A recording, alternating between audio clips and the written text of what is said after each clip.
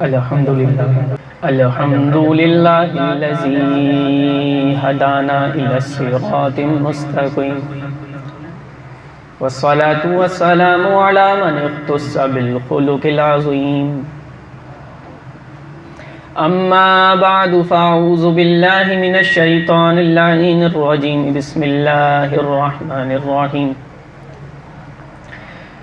قل لا اسألكم علیہ اجرا الا المودۃ فی القربى قد صدقت یا رب العالمین ان اللہ وملائکتہ یصلون علی النبی یا ایہا الذین آمنوا صلوا علیہ وسلموا تسلیما۔ ایک بار بہت بلند آواز سے ایک ساتھ اگر درود شریف پڑھ لیں۔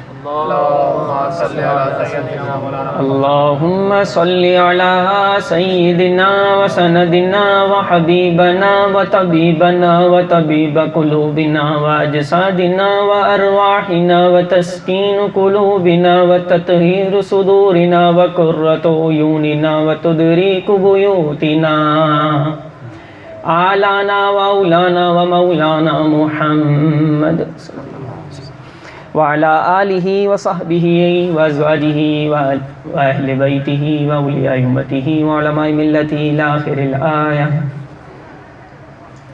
حسین تیری وفا کا چشمہ دلوں کے دامن بھگو رہا ہے۔ آپ سب کی توجہ ہے؟ توجہ ہے؟ حسین، میں بالکل موقع کی مناسبت سے ایک شعر پڑھ رہا ہوں۔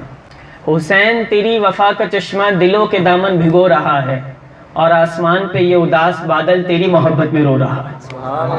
حسین تیری وفا کا چشمہ دلوں کے دامن بھگو رہا ہے اور آسمان پہ یہ اداس بادل تیری محبت میں رو رہا ہے، اور آج بھی جو گزرے ہوا کربلا سے تو کہتا ہے منادی تو اور بھی دھیرے گزر کہ یہاں میرا حسین سو رہا، تو اور بھی دھیرے گزر کہ یہاں میرا حسین سو رہا ہے۔ کیوں؟ کیونکہ دارین کا سلطان حسین ابن علی ہے۔ دارین کا سلطان، دارین دونوں جہاں، دارین کا سلطان حسین ابن علی ہے۔ ایک بولتا قرآن حسین ابن علی ہے، اور قرآن تو دیتا ہے ہمیں دعوت ایمان۔ ایمان یہ کہتا ہے میری جان حسین ابن علی ہے، کیونکہ واہ حسین اسلام کو زندہ کیا تو نے، واہ حسین اسلام کو زندہ کیا تو نے، حق اور باطل میں فرق کر دیا تو نے، جی کے مرنا تو سبھی کو آتا ہے، مر کے جینا سکھا دیا تو نے، جینا اگر تو چاہتا ہے تا حیات چین سے، جینا علی سے سیکھ مرنا حسین سے، جینا علی سے سیکھ مرنا حسین سے۔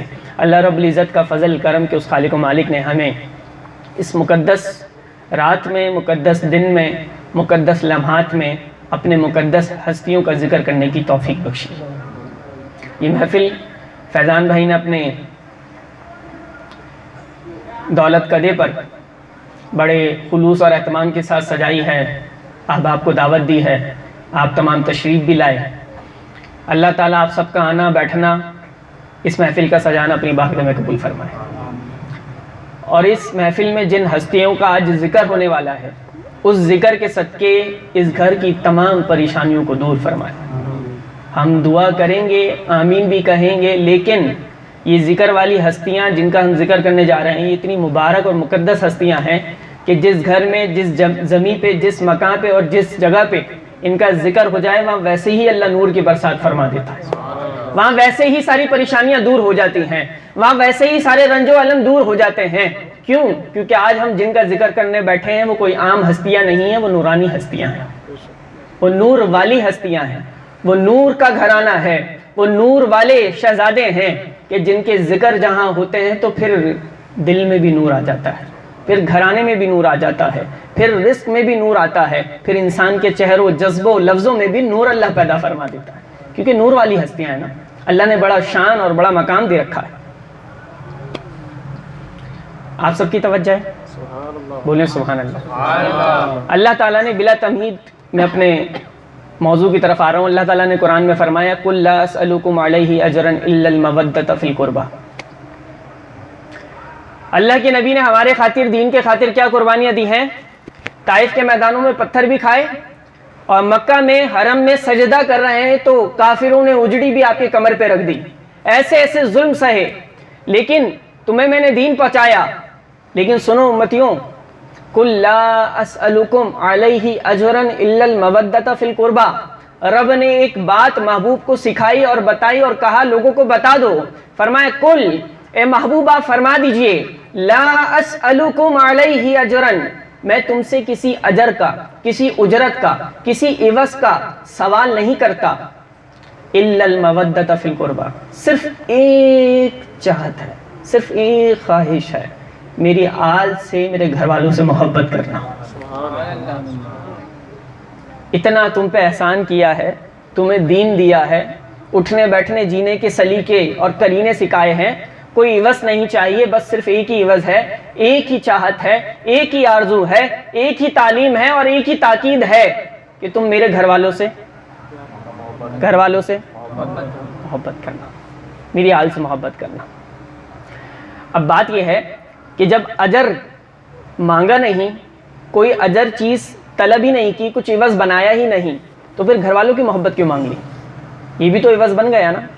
سوال تو پیدا ہوتا ہے, جب کسی کی محبت نہیں چاہیے تھی تو پھر گھر والوں کی محبت کا ذکر کیوں کیا؟ یا تو پھر کچھ بھی نہ مانگتے, یا مانگا تھا تو کچھ اور بھی مانگ لیتے. تو مفسرین نے یہاں پہ بڑا خوبصورت جواب دیا ہے, کہا حضور نے اپنے لیے اب بھی کچھ نہیں مانگا. اگر آل سے اور گھر والوں سے محبت کا ذکر فرمایا تو فرمایا یہ اس لیے ہے کہ اس میں بھی تمہارا ہی فائدہ ہے, اس میں بھی امت کا فائدہ ہے کہ تم میری آل سے محبت کرو گے, اس میں بھی تمہارا فائدہ ہے, میرا ذاتی فائدہ کوئی نہیں ہے. اچھا ایک اور بات ہے, حضور علیہ الصلوۃ والسلام نے خطبہ حجۃ الوداع کے موقع پہ فرمایا ہے, لوگوں سنو, میں تمہارے درمیان دو چیزیں چھوڑ کے جا رہا ہوں, جب تک اسے مضبوطی سے تھام کے رکھو گے تم کبھی گمراہ نہیں ہوگے, تم کبھی گمراہ. حضور ارشاد فرمائے وہ دو چیزیں کیا؟ فرمایا ایک قرآن اللہ کی کتاب, فرمایا دوسری میری آل, میری اولاد, میرے گھر والے, حسنین کریمین, شہزادی کونین. کہا میرے گھر والے یہ دوسری چیز ہے, کہا ان دونوں کے دامن کو لازمی تھامے رکھنا, تم کبھی گمراہ نہیں ہوگے. اب ایک اور سوال پیدا ہو گیا. سوال یہ پیدا ہوتا ہے کہ حضور قرآن میں تو اللہ نے مکمل ہدایت دی ہے, سب کچھ دیا ہے, تو قرآن کے بعد کیا حاجت ہے, کیا ضرورت ہے کہ آپ نے فرمایا کہ قرآن کو بھی تھامنا ہے اور اس کے بعد میرے گھر والوں کے دامن کو بھی تھامنا ہے؟ قرآن کے بعد کیا کسی کی گنجائش باقی رہ جاتی ہے؟ جب قرآن کہہ دیا تھا تو قرآن ہدایت کے لیے کافی شافی اور وافی تھا, پھر کیوں گھر والوں کے لیے آپ نے فرمایا کہ گھر والوں کے دامن کو بھی تھامو گے تو گمراہ نہیں ہوگے؟ تو اس کا ایک آسان سا جواب یہ ہے, ایک ہوتا ہے علم اور ایک ہوتا ہے عمل, ایک ہوتی ہے تھیوری اور ایک ہوتا ہے پریکٹیکل.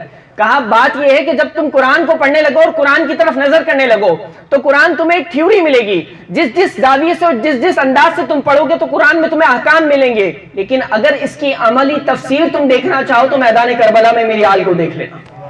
میدان کے کربلا کے اس میدان میں تم ظلم ہوتے ہوئے امام حسین کو دیکھ لینا, تم اس طرف دیکھ لینا, جب تم ادھر دیکھو گے تو وہاں قرآن ہوگا اور یہاں قرآن کی عملی تفسیر تمہیں نظر آنا شروع ہو جائے گا. کیسے؟ اللہ تعالیٰ نے فرمایا وَيُطْعِمُونَ الطَّعَامَ عَلَىٰ حُبِّهِ مِسْكِينًا وَيَتِيمًا وَأَسِيرًا. بہت توجہ سے سننی آپ نے میری آج کی بات, کچھ باتیں علمی ہوں گی, علمی نوعیت کی, اس پہ نعرے اگرچہ نہ لگیں, آپ کے علم میں ضرور اضافہ ہو جائے گا. اللہ نے فرمایا, اللہ نے اپنے محبوب ترین بندوں کی صفت بیان فرمایا. تمام تھوڑا آگے آگے ہو جائیں, آگے آگے تشریف لے آئیں اور آگے آگے ہو جائیے. اللہ نے فرمایا یطعمون الطعام علی حبہ مسکینا و یتیما و اسیرا. اللہ فرماتا ہے کہ میرے جو محبوب ترین بندے ہیں, اللہ نے ان کی صفت بیان فرمائی. فرمایا وہ اللہ کی محبت میں کھلاتے ہیں, کبھی مسکین کو کھلاتے ہیں, کبھی یتیم کو کھلاتے ہیں, کبھی قیدی کو کھلا دیتے ہیں. حسنین کریمین امام حسن اور امام حسین رضی اللہ تعالیٰ عنہما, حضرت علی کرم اللہ وجہ الکریم کے دونوں شہزادے. آپ بیمار ہو گئے, سیدہ فاطمہ رضی اللہ تعالیٰ عنہ نے منت مانی, حضرت علی نے بھی منت مانی, اے اللہ تو ان دونوں شہزادوں کو بیماری سے صحتیاب کر, ہم 3 دن کے روزے رکھیں گے. کیا منت تھی؟ آپ بولے نا, کیا منت تھی؟ مہندی نہیں اٹھانی, گھوڑے کے اوپر نیچے سے نہیں گزرنا, سیب نہیں اٹھانا, کیلا نہیں اٹھانا, کلاوے نہیں باندھنے, یہ منتیں نہیں. فرمایا منت شرعی منت جو دین نے سکھائی, جن کے نام پہ تم منت مانگ رہے ہو اور جن کا نام کا تم دعوے دار ہو ان کی سیرت کیا بتا رہی ہے. منت مانی تو کیا, اے رب 3 دن کے روزے رکھیں گے. خواتین بھی سنیں دل کے کانوں سے, کہا منت مانی اے رب 3 دن کے روزے رکھیں گے. اللہ نے کرم فرمایا, جزاک اللہ, اللہ نے کرم فرمایا, شفا مل گئی. جب شفا ملی نا تو اب وقت آ گیا کہ منت, آدھا بیان میں نے کرنا ہے تو آدھا آپ سے کروانا ہے تاکہ آپ جاگتے رہیں. اب وقت آ گیا کہ منت پوری کرنی ہے. اب حسنین کریمین صحت یاب ہو گئے, حضرت علی اور حضرت فاطمہ نے منت پوری کی, روزہ رکھ لیا.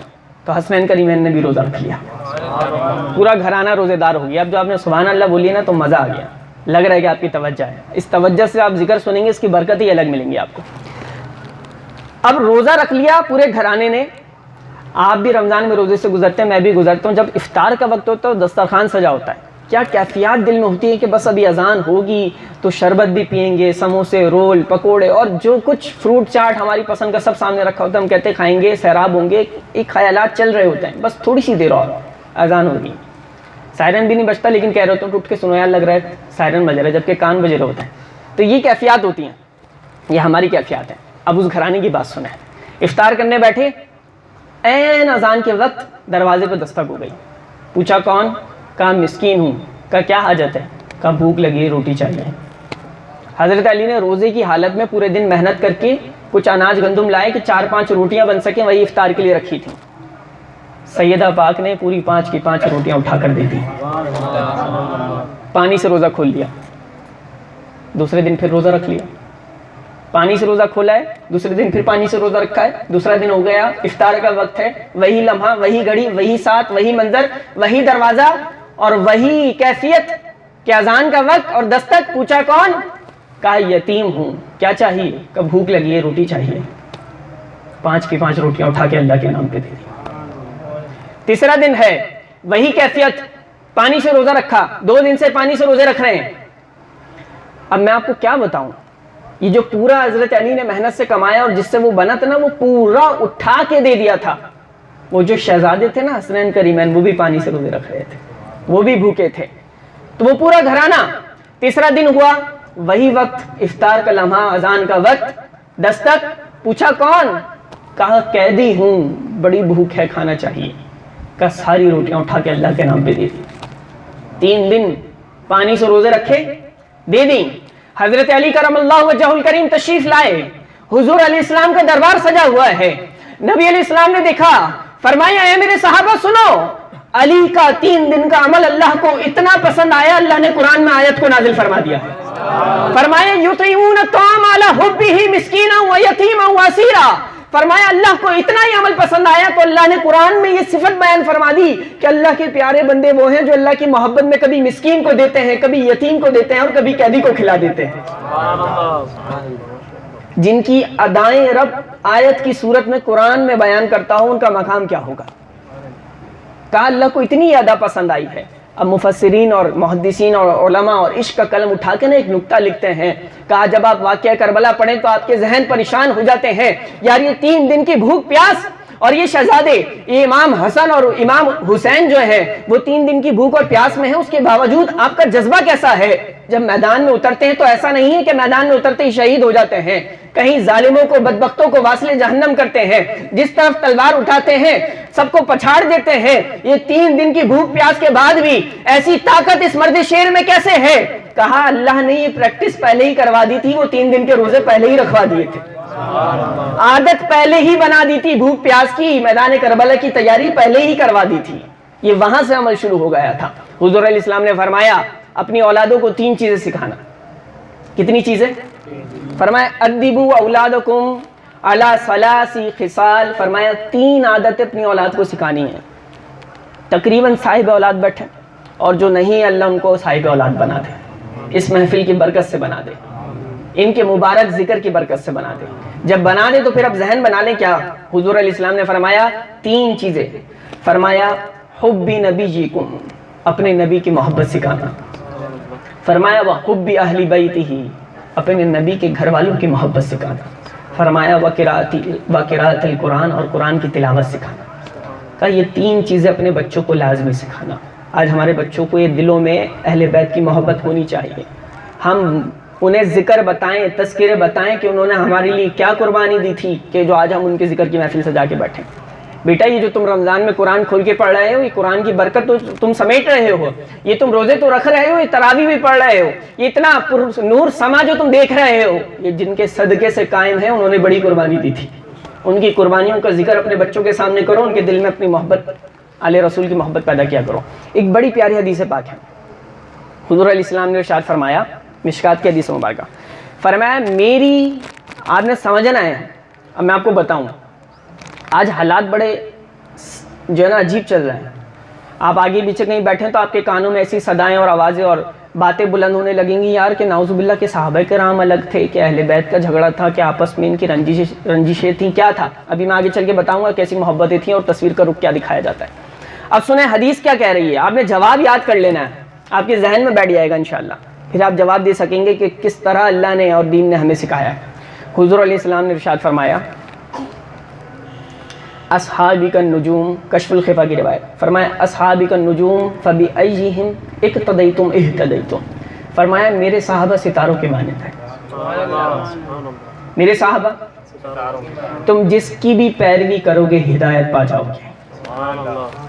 ٹھیک، اب سنیں، جب کشتی سمندر میں سفر کرتی ہے، دیکھیں سمندر ہے، سمندر میں آپ آئے تو آپ کو کیا چاہیے؟ کشتی۔ اب کشتی میں آپ آ گئے، اب ملہ آپ کو، کشتی چلانے والا ملہ ڈرائیور آپ کو کشتی لے کر جائے گا نا، تو یہ بتائیں یہ کشتی پہ تو روٹس نہیں بنے ہوئے، تو یہ کیسے روٹس طے کرتے ہیں، کیسے کہیں سے کہیں پہنچ جاتے ہیں اور باقاعدہ کشتیوں کو گھماتے اور جاتے ہیں؟ کہا اس میں نا ستاروں کا علم ہوتا ہے۔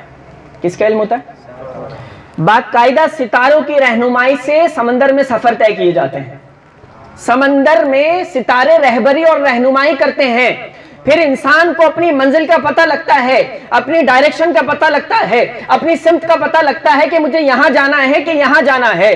درست سمت اور ڈائریکشن کے لیے ستارے رہبری کرتے ہیں، کشتی میں بیٹھنے والے کی، کشتی چلانے والے کی، انسان اپنی منزل پہ پہنچ جاتا ہے۔ یہ مثال میں نے بڑی آسان کر کے آپ کو سمجھائی، اب حدیث سنیے آپ نے، اب دوسری حدیث سنیں۔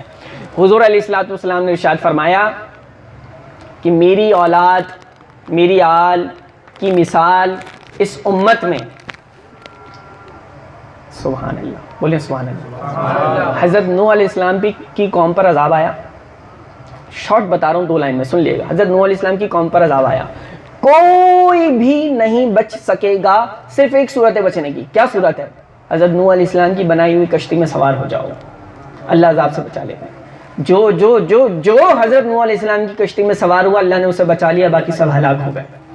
یہ حضرت نوح علیہ السلام کی کشتی، حضور علیہ السلام فرما رہے ہیں اے میرے لوگوں سنو، میری آل، میرے گھر والے، میری اولاد تمہارے درمیان حضرت نوح علیہ السلام کی کشتی کی طرح ہے کہ جو اس میں سوار ہو گیا وہ نجات پا جائے گا، جو اس سے اترا رہا وہ ہلاک ہو جائے گا۔ گویا وجدان، وجود، ذہن، قلب، اوزان یہ کہتے ہیں اور یہ سوال پیدا ہوتا ہے کہ حضور یہ دنیا سمندر ہے اور اس میں کشتی کیا ہے؟ کہا کشتی اگر چاہیے تو وہ نوح علیہ السلام کی کشتی کی طرح ہے، یہ پورے سمندر میں طوفان چل رہا ہے، یہ پوری دنیا جو سمندر کی مانند ہے اس میں ایک عجیب طوفان ہے، ایک بھور چل رہا ہے، جو بھی اس میں رہے گا یا تو گمراہ ہو جائے گا یا پھر مارا جائے گا، اس کا عقیدہ خراب ہوگا، اس کا ایمان خراب ہوگا، اس کی آخرت خراب ہوگی۔ حضور نجات کا ذریعہ کیا ہے؟ کہ نجات کا ذریعہ یہ ہے کہ تم نے کشتی میں آل محبت کی، آل رسول کی کشتی میں سوار ہو جانا ہے۔ حضور صرف کشتی میں سوار ہو کر بیٹھ جائے؟ کہا نہیں، تم نے کشتی میں سفر کرنے والوں کو نہیں دیکھا کہ جب وہ کشتی میں سفر کرتے ہیں تو ستاروں سے رہبری لیتے ہیں؟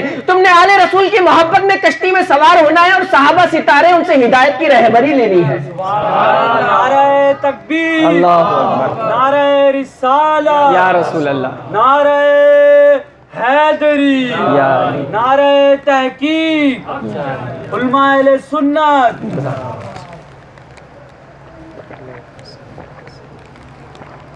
اب یہ ذہن میں نا آپ کے بسا رہے، کوئی آپ کو اعتراض کرے نا، کہنا حدیث ہے کہ حضور کی آل جو ہے نا وہ نوح علیہ السلام کی کشتی کی طرح ہے، کا دوسری حدیث بھی تو سنو، کشتی میں سوار ہو کے بس بیٹھ جاؤ گے؟ حضور علیہ السلام کی دوسری حدیث فرمایا میرے صحابہ ستاروں کے مانند، جو ان کی پیروی کرے گا ہدایت پا جائے گا۔ کہ کشتی میں سوار ہوگے اس کے بعد نجات کا راستہ یہ ہے کہ ہدایت کی رہبری اور رہنمائی تم صحابہ سے لوگے، تم نجات پا جاؤ۔ تو ہم صحابہ کے بھی چاہنے والے ہیں اور اہل بیت کے بھی چاہنے والے ہیں۔ جہاں ہم صحابہ کا ذکر کرتے ہیں وہاں اہل بیت کا ذکر، اور جہاں اہل بیت کا ذکر کرتے ہیں وہاں صحابہ کرام کا ذکر کرتے ہیں. یہ بہت ضروری ہے. دیکھیں ایک نقطہ میں آپ کو سمجھاؤں. حضور علیہ الصلوۃ والسلام کی ذات سب سے اعلیٰ ہے اللہ کے بعد. ہم نے اپنے بڑوں سے سنا ہے صرف اللہ ہی ان سے بڑا ہے. کتنا پیارا جملہ ہے. ہم نے اپنے بڑوں سے سنا ہے صرف اللہ ہی ان سے بڑا ہے. تو اللہ کے بعد سب سے اعلیٰ ذات کس کی ہے؟ حضور کی. یار حضور کی ذات تو ذات. میں آپ کو ایک اور بات بتاؤں. حضور علیہ الصلوۃ والسلام کا جسم اقدس، جسم مبارک اس وقت زمین کے جس حصے سے لگا ہوا ہے، علماء فرماتے ہیں، کتابوں میں لکھا ہے، تحقیق کے ساتھ بتا رہا ہوں، فرمایا حضور علیہ السلام کا جسم مبارک زمین کے جس حصے سے اس وقت لگا ہوا ہے، زمین کا وہ حصہ اللہ کے عرش سے بھی افضل ہے. حضور تو حضور کا جسم جس زمین سے لگ جائے اب وہ زمین اللہ کے عرش سے بھی افضل ہو جاتی ہے.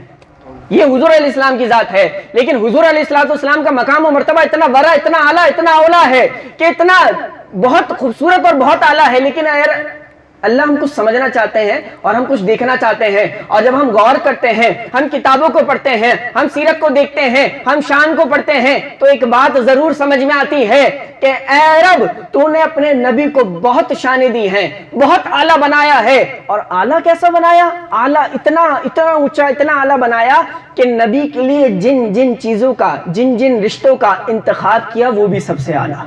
حضور علیہ السلام کی ازواج بولے سب سے، حضور علیہ السلام کے ازواج سب سے، حضور علیہ السلام کے اصحاب سب سے، حضور علیہ السلام پہ جو کتاب نازل ہوئی وہ سب سے، حضور علیہ السلام کا خاندان، حضور علیہ السلام کے اولاد، یہاں تک کہ اگر نواسا بھی ملا ہے تو ایسا ملا ہے کہ تا قیامت ایسا نواسا کسی کو نہیں مل سکتا. امام حسین کی ذات ملی.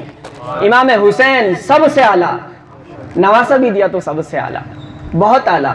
حضور علیہ السلام نا ایک اور بات ذہن نشین رکھیں کہ جب ہم بات کرتے ہیں حضور علیہ السلام کے نواسے کی، امام حسین کی، جن کے ذکر کی محفل سجی ہے، چند ایک روایت آپ کو ایسی ملیں گی کہ بندہ پڑھے اور پھر جھومے. کیا کرے؟ جسے آپ کہتے ہیں سویگ آ گیا، مزہ آ گیا، چس آ گئی. کیا شان ہے، کیا ہستیاں ہیں، کیا عظیم ہستیاں ہیں، اللہ نے کیا مرتبے دیے ہیں. جب اتنے مرتبے والوں اور اتنی عظیم ہستیوں کا ذکر ہوتا ہے تو پھر اللہ ان ذکر کی برکت سے بہت نوازا کرتا ہے. اور نوازتا کس کو، یہ یاد رکھیے گا، نوازتا اس کو ہے جو عقیدہ لے کے بیٹھے کہ اللہ نوازے گا. جس کے دل میں شک ہو اسے کیا نوازے گا؟ عقیدے کے ساتھ بیٹھے کہ جن کے ذکر کی محفل میں سجی ہوئی ہے اور میں بیٹھا ہوا دل جمعی کے ساتھ، کہ جن کے ذکر کے سنتے ہی دل میں ایمان کی روشن شمع بالکل جاگ جاتی ہے. ان کا ذکر اتنا برکت والا ہے، تو جس ذکر کی برکت سے میرے دل میں شمع روشن ہو رہی ہے ایمان کی، اور میرے کانوں کو سکون مل رہا ہے، میرے وجود کو سکون مل رہا ہے، میرا ذہن ٹینشن سے ہلکا ہو رہا ہے، تو پھر زندگی کی پریشانیاں بھی اللہ ہلکی فرما دے گا. یہ وہ ذکر ہے. حضور علیہ السلام نے فرمایا حسن اور حسین، امام حسن اور امام حسین، فرمایا یہ دونوں دنیا میں میرے پھول ہیں. کیا ہیں؟ صرف کہا نہیں، مزے کی بات ہے، کہا نہیں. حضور علیہ السلام باقاعدہ امام حسن امام حسین کو سونگا کرتے تھے. کسی نے پوچھا حضور کیوں سونگتے ہیں؟ کہا یہ میرے پھول ہیں، ان میں سے مجھے خوشبو آتی ہے. پھول ہیں. فرمایا حسین منی و انا من الحسین، فرمایا حسین مجھ سے ہیں اور میں اب یہ تشریح میں اس کی آپ کو کھولوں تو آپ کہیں یار یہ کیا اس حدیث کا مطلب ہوا؟ حسین منی وانا من الحسین، مجھ سے اور میں. حضور آپ سے حسین ہے یہ تو سمجھ میں آ گیا، کیونکہ حضور نے فرما دیا کہ بھئی حضور کی خاصیت ہے نا، میں نے بتایا کہ سب کچھ اعلیٰ، سب کچھ الگ ہی لیول کا ہے. تو بھئی تمام دنیا کی نسل کس سے جاری ہوتی ہے؟ کس سے جاری ہوتی ہے؟ بیٹے سے. حضور علیہ السلام کی نسل کس سے جاری ہوئی؟ بیٹی سے، سیدہ فاطمہ سے. بالکل الگ ہی شان ہے. تو حضور آپ کی شہزادی، ان سے امام حسین، تو اس طرح امام حسین آپ سے ہیں. یہ تو سمجھ میں آ گیا. پھر فرمایا انا من الحسین، میں بھی حسین سے ہوں. تو حضور آپ کیسے حسین سے؟ اب اس کو ذرا سمجھائیں نا. اگر میں بولوں تو آپ کیا کہیں گے یار، کیسے حضور کیسے حسین سے؟ کتنی خوبصورت ایک عاشقانہ تشریح میں آپ کو پیش کر رہا ہوں. کہا دیکھو بات یہ ہے کہ حضور علیہ الصلوۃ والسلام کے فرمان پہ جب غور کرو گے تو پتہ یہ لگے گا کہ حسین منی وانا من الحسین، حسین مجھ سے ہیں اور میں حسین سے ہوں۔ اے لوگو جب تم اس پہ غور کرو گے اور سمجھنا چاہو گے تو تمہیں سمجھ میں آئے گا کہ حضور آپ سے حسین ہیں، یہ ہمیں سمجھ میں آ گیا، لیکن آپ حسین سے کیسے ہیں؟ تو کہا کربلا کا میدان دیکھنا، کربلا کے میدان تک حسین مجھ سے ہیں، اور کربلا کے میدان میں حسین جب کامیاب ہو جائیں گے تو قیامت تک میرا نام حسین سے ہوگا۔ وَأَنَا مِنَ الْحُسَيْن، حسین کی اس کربلا کے میدان میں کامیابی کے بعد آج تک اور قیامت تک میرا نام حسین سے ہے۔ وَأَنَا مِنَ الْحُسَيْن، اور میں بھی حسین سے ہوں، میں بھی حسین سے ہوں۔ حضور علیہ الصلوۃ والسلام نے ارشاد فرمایا اے اللہ میں ان سے محبت کرتا ہوں، اے اللہ حسن حسین سے، سیدہ پاک سے، حضرت علی کرم اللہ وجہ الکریم سے، فرمایا اے اللہ میں ان سے محبت کرتا ہوں اور تو بھی ان سے محبت فرما جو ان سے محبت کرتا ہے۔ اور ایک اور حدیث ہے، فرمایا جو اہل بیت کی، آل رسول کی محبت میں فوت ہو گیا اللہ کے نزدیک وہ شہید ہے۔ کتنا رتبہ ہے، کتنا مقام ہے۔ واقعہ کربلا پچھلے سال بھی میں نے کہیں بیان کیا تھا، اس سے پچھلے سال بھی کیا تھا، ہر سال ہی ہم سنتے ہیں اور بیان کرتے ہیں اور سب کو آلموسٹ پتہ ہوتا ہے۔ میں نے سوچا کہ کچھ سیرت کی باتیں اور کچھ اہم باتوں پر گفتگو کر کے ہم اپنی گفتگو کو سمیٹیں گے۔ جب میدان کربلا میں حضرت امام حسین رضی اللہ تعالیٰ عنہ کی ذات کو یقین ہو گیا کہ اب کل میری شہادت واقع ہو جائے گی، 9 محرم کی رات، یہ شب 10ویں شب، بالکل یہی شب، تو امام حسین نے چاہا کہ ایک رات مل جائے۔ کتنی؟ مجھے ایک رات دے دو۔ ان لوگ نے ایک رات دے دی، سبحان اللہ۔ حضرت عباس رضی اللہ تعالیٰ عنہ علمدار عنہ، آپ نے کہا یا امام آپ نے ایک رات مانگی، وہ سوچ رہے ہوں گے شاید آپ فیصلہ بدل لیں گے، یا وہ سوچ رہے ہوں گے شاید آپ بیک کرنا چاہیں گے، وہ یہ سوچیں گے شاید آپ جھکنا چاہ رہے ہیں، وہ یہ سوچنا چاہیں گے شاید آپ ڈر رہے ہیں، نعوذ باللہ، حالانکہ میں آپ کو جانتا ہوں ایسا ہرگز نہیں ہے، تو پھر آپ نے یہ ایک رات کیوں مانگی ہے؟ فرمایا اے عباس آپ کیا سمجھتے ہیں میں نے یہ ایک رات سوچنے کے لیے مانگی ہے، میں نے یہ رات اپنی جان بچانے کے لیے مانگی ہے؟ کہا نہیں۔ کہا پھر کس لیے مانگی ہے؟ کہا میں نے ایک رات اس لیے مانگی ہے کہ میں اپنے رب کو دل کھول کے سجدے کر سکوں۔ اب مجھے پتا ہے میرا وقت آ گیا، میں ایک رات اپنے رب کو دل کھول کے رچ کے سجدے کر سکوں، اپنے رب کے آگے دعائیں مانگ سکوں۔ یہ ہے کردار حسینی، کردار حسینی۔ آخری وقت ہے، تلواروں کے سائے میں بھی سجدے کی کیفیت ہے، یہ کردار حسینی ہے۔ ہم کہاں کھڑے ہیں ہمیں اچھے سے معلوم ہے۔ حضور علیہ الصلوۃ والسلام کے دربار میں ایک اعرابی نا، بارش میں آپ ڈسٹرب تو نہیں ہو رہے؟ ڈسٹرب ہوں گے بھی کیسے، بھیگ تو میں رہا ہوں، آپ تو مزے سے بیٹھے ہیں۔ بولیں سبحان اللہ، بولیں سبحان اللہ۔ یہ برسات جو ہے نا یہ رحمت والی ہو رہی ہے، دیکھیں تنگ بھی نہیں کر رہی، کوئی بات نہیں، اس میں ذکر سنیں اب آپ۔ ایک ہرنی کا بچہ ایک اعرابی حضور علیہ الصلوۃ والسلام کے پاس لے کر آیا۔ امام حسن آئے، اس ہرنی کے بچے کو لیا اپنی گود میں چلے گئے۔ امام حسن امام حسین بھائی، امام حسین نے جب بھائی کے پاس ہرنی کا بچہ دیکھا، پوچھا چھوٹے شہزادے، پوچھا یہ کہاں سے لائے؟ کہا نانا جان نے دیا ہے۔ پہنچ گئے امام حسین بھی، کہا حضور مجھے ہرنی کا بچہ چاہیے۔ کہا بیٹا میرے شہزادے وہ تو ہدیہ آیا تھا، کسی نے تحفہ دیا تھا، امام حسین اٹھا کے لے گئے۔ کہا حضور مجھے تو چاہیے، مجھے تو۔ جن کی چاہت اور امیدوں کی قدر رب کرتا ہو وہ کتنی عظیم ہستیاں ہیں۔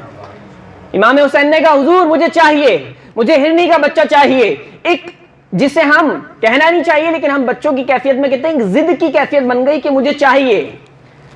صحابہ کہتے ہیں حضور علیہ السلام کے دربار میں ہم دیکھ رہے تھے، منظر عجیب تھا، وہ ہرنی کا بچہ پکار رہے ہیں کہ ہرنی کا بچہ چاہیے، ہرنی کا بچہ چاہیے۔ ہم نے چہرے پہ دیکھے تو امام حسین بچے ہیں اور تاثرات یہ بن گئے کہ جیسے رونے والے ہیں، اتنا تھا کہ ہرنی ایک ساتھ آ رہی تھی اور ہرنی کا بچہ بھی آ رہا تھا۔ ہرنی آئی اور ہرنی کا بچہ بھی آ گیا، اور ہرنی کا بچہ آیا نا، اور ہرنی بھی ساتھ ہے. تو ہرنی نے حضور علیہ السلام سے بات کی اور ہرنی نے کہا یا رسول اللہ صلی اللہ علیہ وسلم, مجھے اللہ کی طرف سے حکم ہوا ہے کہ میں اپنا دوسرا بچہ بھی آپ کے پاس لے آؤں. کیوں؟ کیونکہ امام حسین کی کیفیت رونے والی بن گئی ہے. ان کے رونے سے پہلے اللہ کا حکم ہے کہ میں اپنا بچہ دے دوں. اگر یہ رونے لگیں گے تو اللہ کے عرش کے فرشتے بھی رونے لگیں گے. جن کے رونے سے رب کے عرش کے فرشتے بھی رونے لگے وہ کتنی عظیم ہستیاں ہوں گی. اللہ نے ہرنی کا بچہ بھجوا دیا, کفارہ ہرنی کا بچہ بھجوائے. میں اپنی گفتگو کا کافی کچھ مجھے بیان کرنا تھا, لیکن ماحول ایسا بن رہا ہے تو میں اپنی گفتگو کا اختتام کر دیتا ہوں. چند ایک باتیں میں سمیٹتا ہوں اپنی گفتگو میں. امام حسن رضی اللہ تعالیٰ عنہ کے پاس, یہ بہت غور طلب میں بات بتا رہا ہوں, ذرا سنیے گا. امام حسن رضی اللہ تعالیٰ عنہ کے پاس ایک سائل آیا. کون آیا؟ سائل آیا, اور وہ تحریر کی صورت میں اپنی حاجت, اپنا سوال اور اپنی ضرورت لکھ کر لایا. تحریر کی صورت میں, رکا, پرچی. امام حسن کی ذات, صحابہ بیٹھے ہوئے, سائل آ گیا. امام حسن نے وہ پرچی لی, کھولنے پڑھنے سے پہلے جملہ کہا, کھولنے اور پڑھنے سے پہلے کہا تمہاری ضرورت کو پورا کر دیا جائے گا. خوش ہو گیا, اس کے چہرے پہ سکون آ گیا. کہا تمہاری ضرورت کو پورا کر دیا جائے گا. اس کی ضرورت کو پورا کر دیا, وہ چلا گیا. صحابہ نے عرض کی یا امام, آپ دے تو دیتے, نواز تو دیتے, لیکن آپ پرچی کھول کے پہلے پڑھ تو لیتے, کیونکہ اس کی حاجت کیا ہے. آپ نے پہلے ہی فرما دیا کہ تمہاری ضرورت کو پورا کر دیا جائے گا. میں اس لفظ پر اور ان لفظوں پہ قربان جاؤں جو امام نے فرمایا. امام نے فرمایا کہ جتنی وقت میں پرچی کھولتا اور پڑھتا, وہ میرے سامنے ذلت کی حالت میں کھڑا رہتا. وہ اپنے آپ کو چھوٹا محسوس کرتا, وہ اپنے آپ کو حقیر محسوس کرتا. اس لمحات میں جو اس کی کیفیت ہوتی اور عزت نفس مجروح ہوتی, میں نے اسے اس سے بچایا. اگر ایسا میں کرتا اور اگر رب مجھ سے پوچھ لیتا کہ اے حسن تو نے میرے بندے کو اپنے سامنے اتنی دیر ذلت میں کیوں کھڑا کیا, تو میں کیا جواب دیتا؟ اللہ اکبر, میں کیا جواب دیتا؟ اتنی دیر میرے بندے کو تو نے ذلیل کیا, ذلت میں کھڑا کیا, اس کی عزت نفس کو مجروح کیا, پڑھا, پھر جواب دیا, پھر عنایت کیا. اگر رب پوچھ لیتا کہ اتنی دیر تو نے ایسے کھڑا رکھا, تو میں کیا جواب دوں گا؟ جن کے کردار ایسے ہوں ان کے ماننے والے پھر کیسے ہونے چاہیے, یہ ہمیں سوچنا چاہیے. آج ہم اپنی ذات سے جس کو چاہے ذلیل کریں, ہمیں کوئی فرق ہی نہیں پڑتا. ذلیل کرنا ہے, ذلیل نہیں کریں گے تو گزارا کیسے ہوگا؟ ہم کہیں چھوٹا ہے عمر میں, ذلیل کر دو, اس کی کیا عزت ہے؟ ہم کہیں کچھ بھی ہے, مارو پیٹو, کچھ بھی کرتے پھرتے رہیں. ہم کہیں رشتہ داروں میں کوئی غربت کا مارا ہوا ہے تو اس کی بھی عزت نفس نہیں ہے. ہم ہر ایک کو ذلیل کرتے پھریں, اور پھر ہم دعوے دار ایسے ہیں, ہم حسینی ہیں, ہم حسنی ہیں, ہم سید ہیں, ہم آل رسول کی محبت میں دم بھرنے والے اور مرنے والے ہیں. تو خدا رہا اس سوچ کو بدلنا ہوگا. ذہن میں اس بات کو لائیں کہ ان کے کردار کیسے تھے, ان کی سیرت کیسے تھی. تو کسی کی عزت نفس کا خیال, کوئی آپ کی وجہ سے اپنے آپ کو چھوٹا محسوس نہ کرے, کوئی اپنے آپ کو ذلیل محسوس نہ کرے, کسی کو آپ کمتر نہ, ڈیگریڈ نہ کریں, کسی کو حقیر نہ جانیں. آپ کی ذات سے ایسا محسوس بھی نہیں ہونا چاہیے کسی کو کہ یار میں کم ہوں, یہ بہت اعلیٰ ہے, میں کچھ بھی نہیں ہوں, میں تو غریب فقیر مسکین ہوں, میرے پاس تو اچھا لباس بھی پہننے کے لیے نہیں ہے. اپنے پاس سے یہ تاثر بھی آپ نے کسی کو نہیں دینا ہے. حسنین کریمین اور عبداللہ بن جعفر رضی اللہ تعالیٰ عنہ حج پہ جا رہے تھے, سفر پہ تھے, کھانے پینے کی چیزیں ختم, بھوک پیاس لگی. بھوک پیاس لگنے کے بعد آپ نے دیکھا کہ ایک بڑھیا کی کٹھیا ہے. کیا ہے؟ بڑھیا کی جھوپڑی. اس بڑھیا کی جھوپڑی میں گئے, اس کو ذرا مجھے صاف کر کے دے دیں, گیلا ہو گیا. بڑھیا کی جھوپڑی میں گئے اور کہا کچھ کھانے کے لیے کوئی خدمت کرو گی ہماری. وہ بڑھیا نہیں جانتی یہ کون ہے, یہ دونوں عالم کے شہزادے آج میری چوپڑی میں آئے ہیں, نہیں پتہ بڑھیا کو. بڑھیا نے کہا ایک ہی بکری ہے, اسی سے خدمت کر سکتی ہوں. بڑھیا نے مہمان, ان نون, بالکل انجان مہمان, بکری کا دودھ پلا دیا. بولیں سبحان اللہ. دودھ پی لیا. اب کہا ہمیں تو بھوک لگی ہے, کچھ کھانے کو بھی دو. کہا میرے پاس تو کچھ کھانے کے لیے نہیں ہے. تو پھر شہزادوں نے کہا یہ جو بکری ہے اسی کو ذبح کر دو, اس بکری کو. اگر وہ بتا دیں کہ ہم حسنین کریمین ہیں تو آپ کا کیا خیال ہے؟ وہ اپنی پوری جھوپڑی اٹھا کے قربان نہ کر دے؟ ایسا ہی ہے. لیکن بتایا نہیں. بتایا, اس کے باوجود اس بڑھیا نے اپنی بکری کاٹ کے انہیں کھلا دی. اپنی بکری کاٹی, پیش کر. پہلے دودھ پیش کیا ایک ہی بکری, یعنی ایک جھوپڑی ایک ہی بکری, اسی کا دودھ پیتے تھے, وہ بکری کھلا دی. جانے لگے, کہنے لگے ہم قریشی ہیں, یعنی ہم سید ہیں, آل رسول نے بس اتنا اشارہ دیا کہ ہم قریشی ہیں, ہم اس کا بدلہ تمہیں بہت جلد دیں گے. یہ کہہ کر چلے گا, سبحان اللہ, یہ کہہ کر چلے گا. حسنین کریمین, بوڑھی عورت ہے, ایک بکری ہے, اسی کا دودھ پلایا ہے, اسی کا گوشت بھی کھلایا ہے. اس کا شوہر آ گیا. جب شوہر آیا تو بکری کا دودھ دو. کہا میاں جی دودھ نہیں ہے. کہا تم دودھ کی بات کر رہے ہو, مجھے تو بکری بھی نظر نہیں آ رہی, بکری کہاں ہے؟ کہا وہ کچھ مہمان آئے تھے, وہ مہمان ایسے تھے کہ ان کے کہنے پہ میں نے اپنی بکری کا دودھ بھی پلایا, اپنی بکری بھی ذبح کر کے کھلا دی. شوہر ناراض ہونے لگا, کیونکہ شوہر نے ان کے چہرے نہیں دیکھے تھے نا, جس نے چہرے دیکھے تھے اس نے تو قربان کر دیا. شوہر نے کہا تم نے انجان لوگوں کے لیے اپنی بکری ذبح کر دی.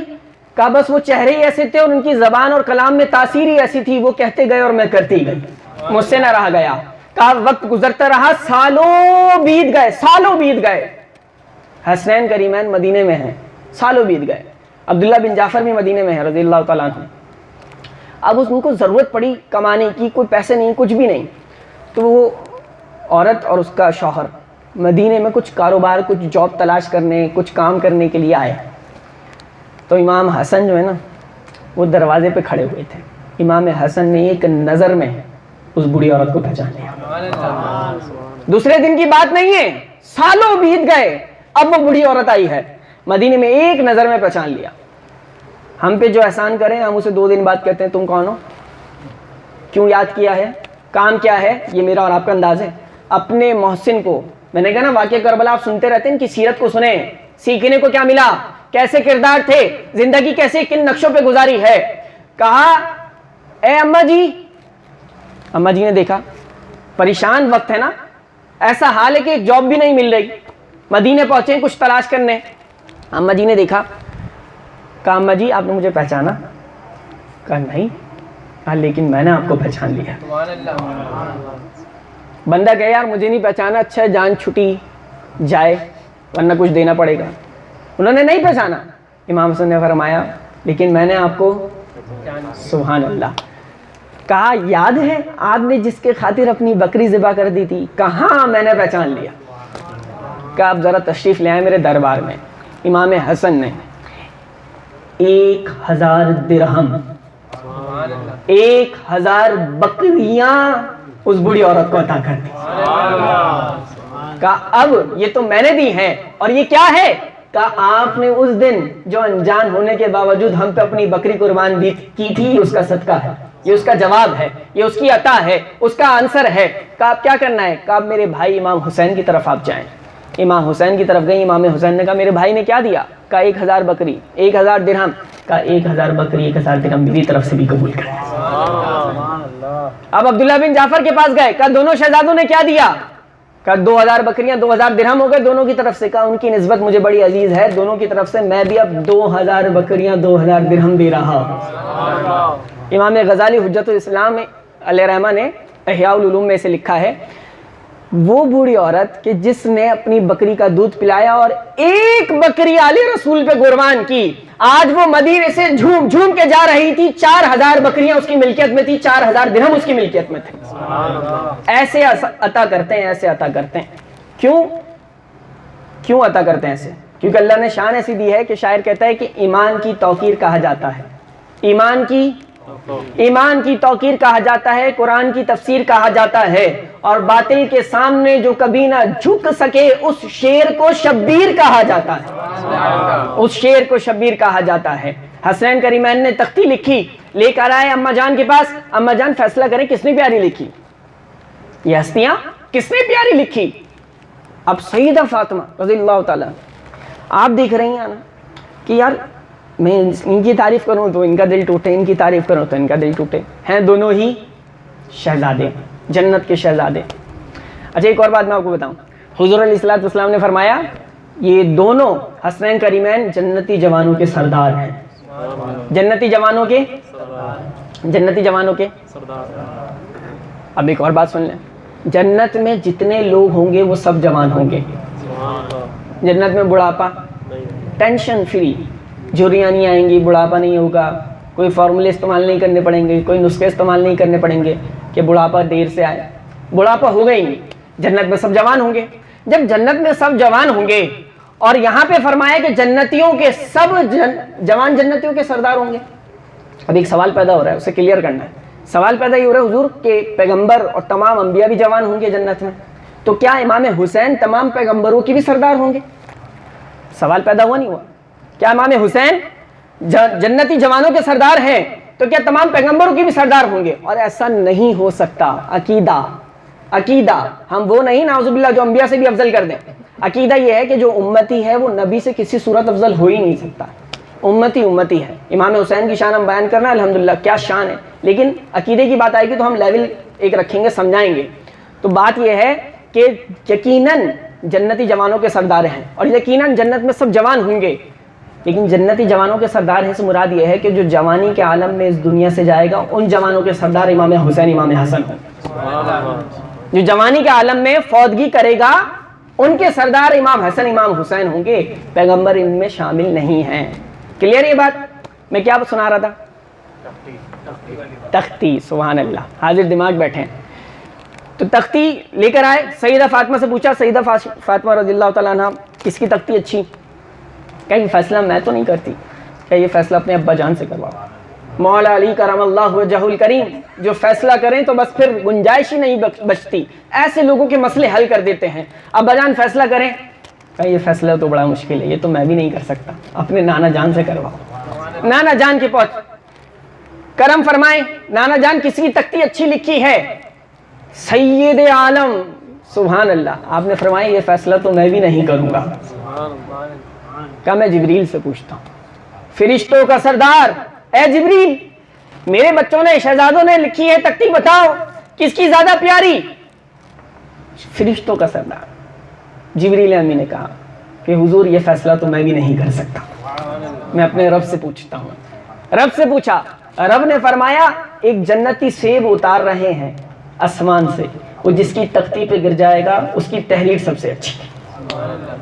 فیصلے کے منتظر شہزادے کھڑے ہوئے, حضور علیہ السلام کی نگاہیں منتظر ہیں. جبریل امین کہہ رہے ہیں جنت سے سیب آ رہا ہے, دونوں تختیاں اپنے سامنے رکھ دیں کہ جس کی تختی پہ سیب گرے گا اللہ کے نزدیک اور سب کے نزدیک وہی تختی سب سے پیاری ہے. جنت سے سیب آیا تو یکدم اس کے دو ٹکڑے ہو گئے, آدھا ادھر گر گیا آدھا ادھر گر گیا. دونوں کی تختیاں بڑی اچھی ہیں, دونوں کے دل رکھ لیے کہ یہ فیصلہ اللہ نے کیا ہے. جن کی تختی کے خوبصورت ہونے کے فیصلے رب کرتا ہو ان کی شان کا عالم کیا ہوگا.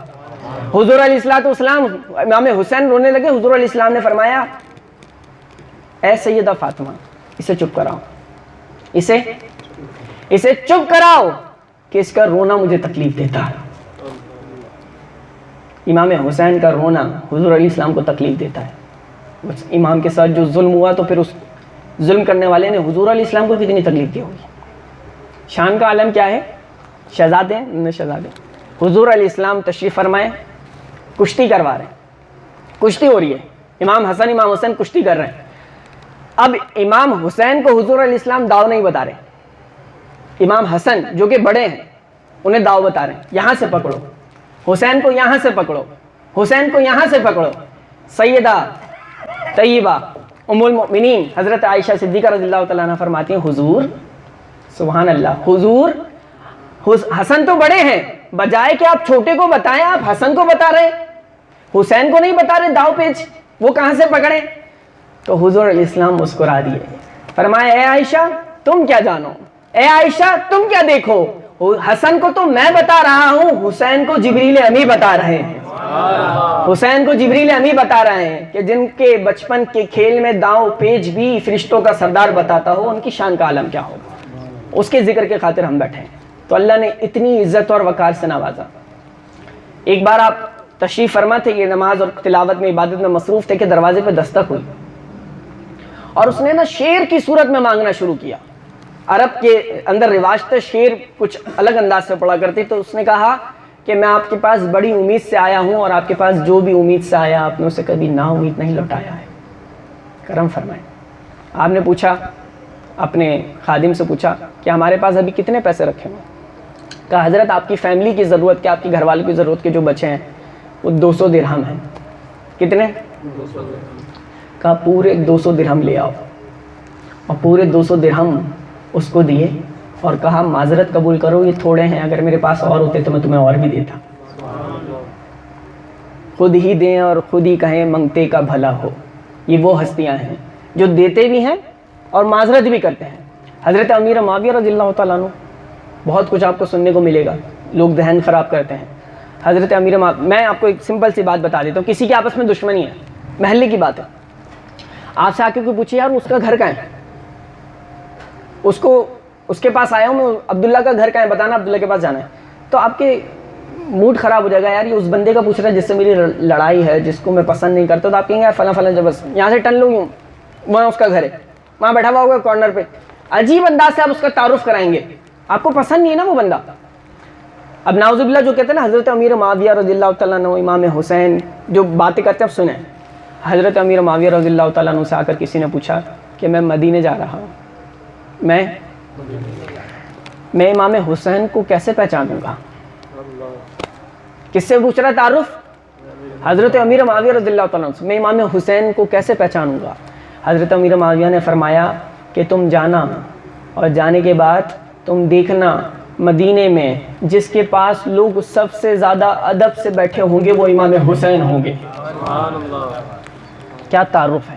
فرمایا جس کے پاس لوگ ایسے بیٹھے ہوں گے جیسے ان کے سر پہ پرندے بیٹھے ہیں، کہیں اڑ نہ جائیں، بالکل حرکت اور سکنت نہیں کریں گے، بالکل ساکت اور ادب سے بیٹھے ہوں گے، وہی امام حسین ہیں۔ یہ تعارف پیش کیا ہے، یہ محبتیں ہیں حضور علیہ السلام۔ دیکھیں آپ سے کوئی پوچھے، مجھ سے کوئی پوچھے یار آپ کس کے ساتھ اچھا رہنا پسند ہے آپ کو، کس کے ساتھ اپنا بیہیویئر، اپنا سلوک اچھا رکھتے ہو آپ کہیں گے یار میرے گھر والے، گھر والوں کا سب سے پہلے گھر والے، تو سب سے پہلا نمبر کس کا آتا ہے؟ حضرت ابوبکر صدیق رضی اللہ تعالیٰ عنہ کیا فرماتے ہیں؟ فرماتے ہیں کہ مجھے اپنے گھر والوں سے بھی زیادہ کسی کے ساتھ اگر اچھا سلوک کرنا اچھا لگتا ہے تو وہ حضور کے گھر والے ہیں، وہ حضور کے گھر والے ہیں، وہ اہل بیت ہیں، ان کے گھر والوں کے ساتھ مجھے سلوک کرنا اپنے گھر والوں سے بھی اچھا لگتا ہے۔ کل کیا دن ہے؟ 10 محرم الحرام، کیا ہے؟ ایک حدیث پاک سن لیں، میں اپنی گفتگو کے اختتام کی طرف لا رہا ہوں۔ 2-3 بار بارش ہو کے بند ہو گئی، میں نے کہا یہ پتہ نہیں تیز نہ ہو جائے، تو گفتگو میں سمیٹ رہا تھا، لیکن ذکر کی برکت ایسی ہے کہ تھمی ہوئی ہے کہ بیٹھے رہو، ابھی ذکر کرتے رہو۔ غوث پاک رحمۃ اللہ تعالیٰ علیہ کی شان سنیں، تھوڑا آگے ہو جائیں۔ غوث پاک رحمۃ اللہ تعالیٰ علیہ کی جس طرح ملتے ہیں لب نام محمد کے سبب، کاش کے مل جائیں سب نام محمد کے سبب۔ غوث پاک رحمۃ اللہ تعالیٰ علیہ کے پاس نا، غوث پاک رحمۃ اللہ تعالیٰ علیہ محفل سجائے بیٹھے تھے، آؤٹ آف کانٹیکس بات کر رہا ہوں میں موسم کے حساب سے۔ غوث پاک رحمۃ اللہ تعالیٰ علیہ نے دیکھا کہ بغداد میں بارش شروع ہو گئی، بخاری شریف کی حدیث ہے، حضور علیہ السلام نے فرمایا ان من عبادی من لو اقسم علی اللہ لبرہ، کہ اللہ کے بندے کچھ ایسے بھی ہوتے ہیں جب وہ اللہ کے نام پہ قسم اٹھا لیں اللہ ان کی قسم کو پورا کر دیتا ہے۔ غوث پاک رحمۃ اللہ تعالیٰ علیہ، بارش ہونے لگی، محفل سجی ہوئی، لوگ بیٹھے ہوئے، غوث پاک رحمۃ اللہ تعالیٰ علیہ نے یوں نگاہیں اٹھائیں اور کہا اے رب اگر میں نے اپنی ذات کے لیے ان کو جمع کیا ہے تو یہاں پہ بارش برساتا رہے، لیکن اگر میں نے تیرے دین کے لیے جمع کیا ہے تو کچھ کرم فرما۔ لوگ کہتے ہیں غوث پاک کے یہ الفاظ ادا کرنے تھے کہ ہم نے اپنی آنکھوں سے وہ منظر دیکھا، پورے بغداد میں بارش ہوتی تھی، جہاں محفل سجی تھی وہاں نہیں ہوتی تھی، وہاں نہیں ہوتی تھی۔ تو میں عرض کر رہا تھا امام حسین رضی اللہ تعالیٰ عنہ آپ کو بے دردی سے شہید کر دیا، آپ کا سر نیزے پہ بلند کر دیا، گویا کہ لوگ بھی کہہ رہے ہیں یار یہ کیسا سر ہے جو کٹنے کے بعد بھی بلند ہے، یہ عجب سر ہے۔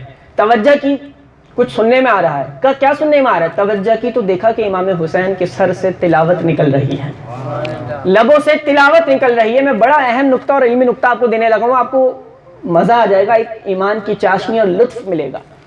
امام حسین کا سر تن سے جدا، نیزے پہ قرآن پڑھ رہا ہے، روایت میں موجود کتابوں میں لکھا ہے قرآن کی آواز آ رہی ہے حضور، امام حسین کے لبوں سے قرآن کی تلاوت نکل رہی ہے۔ اب عقل یہ کہتی ہے کہ سر تن سے جدا ہو جائے تو انسان بول سکتا، تو امام حسین نے تلاوت کیسے کی؟ حضور علیہ الصلوۃ والسلام غزوہ خیبر کے موقع پہ حضور علیہ الصلوۃ والسلام تشریف فرما، یہودی عورت یہودن نے بکری بھونی، اس میں زہر لگایا، حضور علیہ السلام کو پیش کر دیا، کہا اے اللہ کے نبی آپ کے لیے ہدیہ لائی ہوں، قبول فرمائیں۔ اب حضور کے سنت ہے، ہدیہ قبول کر لیتے تھے، تحفہ قبول کر لیتے، حضور نے قبول فرما لیا۔ بھنی ہوئی بکری، بھنی ہوئی بکری ہے، سامنے رکھی ہے، زہر ملا ہے، حضور علیہ الصلوۃ والسلام نے اٹھایا، کتاب میں لکھا ہے لبوں سے لگایا، لب لگتے ہی، کتنی توجہ ہے آپ کی، اب یہیں رک جائیں۔ امام حسین کو گٹھی کیا ملی تھی؟ آپ کے بچوں کو گٹھی کیا ملتی ہے؟ شہد انگلی میں چٹاتے ہیں۔ امام حسین کو گٹھی کیا ملی تھی؟ امام حسین کو گٹھی ملی تھی، کیا گٹھی ملی تھی؟ سبحان اللہ، جس زبان پہ اللہ کا کلام اترتا تھا، جس زبان سے اللہ کا کلام نکلتا تھا، حضور علیہ السلام نے اپنی زبان مبارک چسائی تھی امام حسین کو، اپنی زبان مبارک اس ننھے شہزادے کو بار بار چسائی تھی، کئی بار چسائی تھی، برکتیں لی تھی امام حسین نے۔ اب وہ بکری رکھی ہوئی ہے اور سوال وہیں کھڑا ہے کہ یہ سر نیزے پہ قرآن کیسے پڑھ رہا ہے؟ بکری رکھی ہے، زہر ملا ہوا ہے، گوشت زبان سے لگتا ہے، جیسے ہی لگتا ہے تو کیا دیکھنے کا منظر ہے کہ بکری میں اللہ قوت گویائی پیدا کر دیتا ہے، اور بکری کہتی ہے لا تاکلونی فانی مسموم، حضور مجھے نہ کھائیے، مجھ میں زہر ملا ہوا ہے، مجھے میں زہر ملا ہوا ہے۔ حضور کی شان کا عالم یہ ہے کہ حضور کی زبان مبارک سے اگر بھنی ہوئی بکری چھو جائے، ٹچ ہو جائے، مس ہو جائے تو اس بکری میں طاقت، قوت اور حیثیت پیدا ہو جاتی ہے۔ اس کی شان کا عالم یہ ہے کہ وہ زندہ ہوتی ہے اور کہتی ہے حضور مجھے نہ کھائیے، مجھ میں زہر ملا ہوا ہے۔ یہ صرف ایک بار زبان کو چھونے کی برکت ہے۔ جس حسین نے بار بار اس زبان کو چوما ہے وہ کیوں قرآن نہیں پڑھ سکتا؟ وہ کیوں قرآن نہیں پڑھ سکتا؟ بار بار جس حسین نے زبان کو بوسے دیے ہیں، چوما ہے، وہ نیزے پہ قرآن پڑھ رہا ہے، وہ نیزے پہ قرآن پڑھ رہا ہے۔ جب امام حسین کے سر کو لے کے جانے لگے نا تو یزیدیوں سے ایک راہب نے کہا، راہب غیر مسلم، عیسائیوں کا، ان لوگ کا پنڈت سمجھ لیں آپ، غیر مسلم، راہب نے کہا یار یہ سر جو ہے نا کس کا ہے؟ بڑا نورانی ہے۔ کہا یہ اللہ کے نبی کے نواسے کا سر ہے۔ جب اس نے یہ بات سنی، یزیدی تو تھے لالچی، اس نے کہا یار یہ سر مجھے دے دو، کیا ایسی تو نہیں ملے گا؟ اب یزیدی وہ سر مبارک لے کر جا رہے تھے، ابھی رستے میں ہی تھے، پڑاؤ ڈالا تھا، رکے ہوئے تھے، کہا ایک رات کے لیے یہ سر مجھے دے دو، صبح میں تمہیں دے دوں گا، تمہیں آگے نکلنا ہے نا، رات کے لیے رکے ہو، ابھی اندھیرا ہے، جانے سے پہلے سر واپس کر دوں گا، ایک رات کے لیے دے دو۔ کہا ہمیں کیا ملے گا؟ کہا میں تمہیں 10,000 اشرفیاں دوں گا۔ کتنی؟ کون دے رہا ہے؟ مسلمان ہے؟ غیر مسلم راہب، 10,000 اشرفیاں، 10,000 اشرفیاں دی، لالچیوں نے اشرفیاں لیں، کا موج ہو گئی، امام حسین کا سر حوالے کر دیا۔ اس نے امام حسین کا سر لا کر بڑے احترام سے رکھا، اس کو غسل دیا، اس کو خوشبو لگائی، اس کی طرف دیکھتا رہا تو وہ دیکھتا ہے کہ آسمان کی طرف سے ایک نور کی تجلیات اس چہرے پر آ رہی ہیں۔ ایک عجیب کیفیت ہے، بڑا ادب اس نے اس سر کا کیا۔ اس سر کے ادب کی برکت سے پتہ کیا ہوا؟ جب رات کو وہ لے کر گیا تو غیر مسلم تھا، جب سر واپس صبح لایا تو مسلمان ہو چکا تھا، مسلمان ہو چکا تھا۔ اس نے کہا اس سر کی برکت سے، ادب سے اللہ نے مجھے ایمان دے دیا ہے، میں مسلمان ہو گیا۔ کوئی عام انسان نہیں، عام غیر مسلم نہیں، راہب، ان کا عالم، وہ مسلمان ہو گیا۔ ایک سر کے ادب کی برکت سے اللہ نے ایمان نصیب فرما دیا۔ حضرت عبد الرحمن بن جوزی فرماتے ہیں کہ حضرت عمر بن لیث، آخری بات میں عرض کر رہا ہوں، حضرت عمر بن لیث رضی اللہ تعالیٰ عنہ، حضرت عمر بن لیث رحمۃ اللہ تعالیٰ علیہ، ایک بزرگ، ان کی فوج بڑی تھی، بڑا فورس بڑی تھی، ایک دستہ کھڑا ہوا تھا۔ جب اللہ نوازنا چاہے نا تو خیالوں پہ بھی نواز دیتا ہے، تو اس لیے کہتے ہیں اچھا سوچا کریں، انسان کو اچھا سوچنا چاہیے۔ کچھ لوگ آپ کو بظاہر بہت دنیاوی نظر آتے ہیں، لیکن جب ان سے بات کرو تو بات کر کے ایسا سکون ملتا ہے۔ کیوں؟ کیونکہ ان کی سوچ بہت اچھی ہوتی ہے، وہ اچھا سوچتے ہیں۔ اب وہ بزرگ، ان کی فوج کھڑی ہوئی، ہزاروں کا مجمع فوج کا، زبان سے نہیں کہا، صرف دل میں خیال آیا۔ سنیں خیال کیا آیا، اچھا کیا سوچا انہوں نے؟ ان کے دل میں خیال آیا یا اللہ اگر یہ فوج تو مجھے اس وقت دیتا جب امام حسین پہ وقت آیا تھا، تو یا اللہ میں تو یزیدیوں کو پاش پاش کر دیتا، میں امام حسین کی طرف سے لڑتا، انہیں سب کو ختم کر دیتا۔ صرف یہ خیال گزرا۔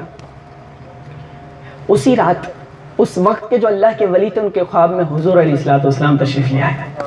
حضور علیہ السلام نے فرمایا اللہ کے ولی جا کر عمر بن لیث کو کہنا کہ اللہ کو تمہارا یہ خیال بہت پسند آ گیا، اللہ کرم فرما دے گا۔ کچھ عرصہ گزرنے کے بعد حضرت عمر بن لیث کا انتقال ہو گیا۔ جب انتقال ہوا کسی نے خواب میں دیکھا، پوچھا ما فعل اللہ بکا، اللہ نے آپ کے ساتھ کیا معاملہ فرمایا؟ کہا اللہ کو وہ میرا خیال اتنا پسند آیا، اس خیال کے صدقے سے اللہ نے میری مغفرت فرمائی۔ کہا تو نے میرے حسین کے لیے اتنا اچھا سوچا، اس سوچنے کی برکت سے میں تیری مغفرت کرتا ہوں۔ اچھا سوچیں، بہت اچھا سوچیں، جتنا ہو سکے اچھا سوچیں۔ میں عرض کر رہا تھا کل 10 محرم الحرام ہے، ایک عمل آپ سب نے اپنانا ہے اور وہ بڑا برکت والا عمل ہے، اور 10 محرم الحرام یاد رکھیں امام حسین رضی اللہ تعالیٰ عنہ کی شہادت بہت بعد میں ہوئی ہے، یہ دن ویسے ہی اللہ نے بڑی برکتوں والا بنایا۔ حضرت آدم علیہ السلام کی توبہ بھی اس دن قبول ہوئی، حضرت یونس علیہ السلام کو مچھلی کے پیٹ سے نجات بھی اس دن ملی، حضرت عیسیٰ علیہ السلام کو آسمانوں کی طرف بھی اٹھایا اس دن گیا، حضرت نوح علیہ السلام کی کشتی کو بھی نجات اس دن ملی۔ بہت سی فضیلت اس دامن میں جمع ہیں اس دن کی۔ بعد میں حضرت امام حسین کا واقعہ بھی اسی دن ہو گیا، تو اس دن میں برکت کی وجہ سے اللہ نے بڑی برکتیں رکھی ہیں۔ حضور علیہ الصلوۃ والسلام نے ارشاد فرمایا، شعب الایمان کی روایت، من وسع علی ایالہ و اہلہ فی یوم عاشوراء، جس نے یوم عاشوراء 10 محرم کے دن اپنے گھر والوں پہ خرچے کو وسیع کر دیا، دسترخوان کو وسیع کر دیا، کچھ اچھا کھلایا، کچھ اچھا پلایا، فرمایا وسع اللہ علی سائر سنتی، فرمایا پورا سال اللہ اس کے رزق میں برکتیں پیدا فرمائے۔ اتنی برکتیں اس دن میں رزق اہتمام کرنے کی۔ امام حسین کی نیاز سجائیں، سب سے اچھا اور اعلیٰ طریقہ یہ ہے کہ انسان امام حسین کی نیاز کا اہتمام کرے، ہر مسلمان، ہر سنی امام حسین کی نیاز کا اہتمام کرے۔ کل کا دن بہت بابرکت ہے۔ اچھا حالات ٹائٹ چل رہے ہیں بھائی، مہنگائی بہت ہے، کیا کریں؟ میں کوئی لمبے دیگ نہیں چڑھا سکتا، بڑے بھگونے نہیں بنا سکتا، تو کیا کریں؟ ہم نے کب کہا 10 کلو بریانی بنا لیں۔ آپ کی جو حیثیت ہے، آپ 1 گلاس شربت کر سکتے ہیں، اپنی حیثیت کے مطابق خرچہ کریں، کل ایکسٹرا خرچہ کریں، کل کے دن نکالیں، اللہ پورے سال جس میں برکتیں پیدا فرما دیں۔ اتنی برکت ہے۔ آپ تمام کو ذکر حسین سمجھ میں آیا ہے، شان حسین سمجھ میں آئی ہے، اس شان کا صدقہ اللہ ہمیں عطا فرمائے گا۔ آج کے دن، کل کے دن اور آخری سانس تک ان ہستیوں کے وسیلوں سے مانگا کریں، اللہ تعالیٰ بہت برکت عطا فرمائے گا۔ ایک عمل میرے ذہن میں آ رہا ہے، میں نے سنا تھا اپنے بزرگوں سے، 2 نفل کوئی پڑھے اور 2 نفل پڑھنے کے بعد اس نفل کا ثواب سیدہ فاطمہ رضی اللہ تعالیٰ عنہ کو اصال کر دے، اصال ثواب کر دے۔ اللہ جو 2 نفل پڑھی اس کا ثواب سیدہ پاک کو میں بھیجتا ہوں، قبول فرمائے، اور اس کے بعد جو دعا مانگے اللہ تعالیٰ سیدہ کے صدقے قبول فرمائے۔ سبحان اللہ۔ یہ 3 مبارک ہستیاں ہیں۔ اور ایک اور بات، جب آپ کی کوئی عمل کام اٹک جائیں تو دعاؤں میں یوں کہا کریں کہ سیدہ پاک حضور کے دربار میں میری سفارش کریں کہ میرا یہ کام کروا دیں۔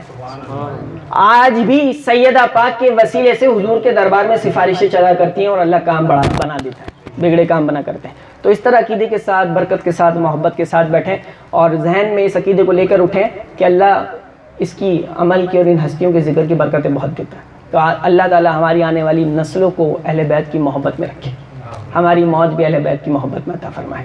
جب آپ سب جاگ رہے ہیں بولیں سبحان اللہ۔ میں اپنی گفتگو کا اختتام چند اشعار پہ کرنا چاہ رہا ہوں۔ جب امام حسین میدان کربلا میں اترے تو ایک منظر تھا، اور بھی ایک عجب منظر تھا، اس کو شاعر نے اپنے لفظوں میں بیان کیا ہے۔ جب امام حسین رضی اللہ تعالیٰ عنہ میدان کربلا میں اتر رہے ہیں، اب ایک منظر ہے، امامہ سر پہ سجایا ہے، ذوالفقار ہاتھ میں ہے، گھوڑے پہ سوار ہیں، میدان کربلا کی طرف بڑھ رہے ہیں۔ تو اب شاعر کہتا ہے یہ کون ذی وقار ہے، یہ کون ذی وقار ہے، بلا کا شاہ سوار ہے، لباس ہے پھٹا ہوا، تمام جسم نازنی چھدا ہوا کٹا ہوا، پھر بھی ہے ڈٹا ہوا، یہ بالیقین حسین ہے، یہ نبی کا نور ہے۔ بولیں سبحان اللہ۔ یہ کون ذی وقار ہے، بلا کا شاہ سوار ہے، لباس ہے پھٹا ہوا، تمام جسم نازنی چھدا ہوا کٹا ہوا، پھر بھی ہے ڈٹا ہوا، یہ بالیقین حسین ہے، یہ نبی کا نور عین ہے، اور دلاوری میں فرد ہے، دلاوری میں فرد ہے، بڑا ہی شیر مرد ہے، دلاوری میں فرد ہے، بڑا ہی شیر مرد ہے، کہ جس کے دبدبے سے دشمنوں کا رنگ زرد ہے، کہ جس کے دبدبے سے دشمنوں کا رنگ زرد ہے، حبیب مصطفیٰ ہے یہ، مجاہد خدا ہے یہ، جبھی تو اس کے سامنے یہ فوج گرد گرد ہے، یہ نبی کا نور عین ہے، یہ دل یقین حسین ہے۔ اور ادھر سپاہ شام ہے، ہزار انتظام ہے، ادھر ہے دشمنان دی، ادھر فقط امام ہے، مگر عجیب و شان ہے، غضب کی آن بان ہے کہ جس طرف اٹھی ہے تیغ بس خدا کا نام ہے، یہ نبی کا نور عین ہے، یہ دل یقین حسین ہے۔ اور رسم عشاق وفا کرتے ہیں، رسم عشاق وفا کرتے ہیں، یعنی ہر حال میں شکر خدا کرتے ہیں۔ رسم عشاق وفا کرتے ہیں یعنی ہر حال میں شکر خدا کرتے ہیں۔ اور حوصلہ حضرت شبیر کا اللہ اللہ، یہاں سر جدا ہوتا ہے وہاں شکر خدا کرتے ہیں۔ اور حسین جس کی صدا لا الہ الا اللہ، حسین جس کی صدا لا الہ الا اللہ، حسین جس کی ثنا لا الہ الا اللہ، حسین جس کی دعا لا الہ الا اللہ، حسین ہے، حسین ہے، نبی کا نور عین ہے، یہ بالیقین حسین ہے۔ وہ دہکتی، وہ کون حسین کا؟ وہ حسین جو دہکتی آگ کے شعلوں پہ بھی نہ سویا، وہ حسین جو دہکتی آگ کے شعلوں پہ سویا، وہ حسین جس نے اپنے خون سے عالم کو دھویا، وہ حسین جس نے اپنے خون سے عالم کو دھویا، وہ حسین جو جواں بیٹے کی میت پہ بھی نہ رویا، وہ حسین۔ کون حسین؟ جس نے سب کچھ کھو کے پھر بھی کچھ نہ کھویا، وہ حسین، یہ نبی کا نور عین ہے، یہ بالیقین حسین ہے، یہ بالیقین حسین ہے۔ وآخر دعوانا ان الحمدللہ رب العالمین۔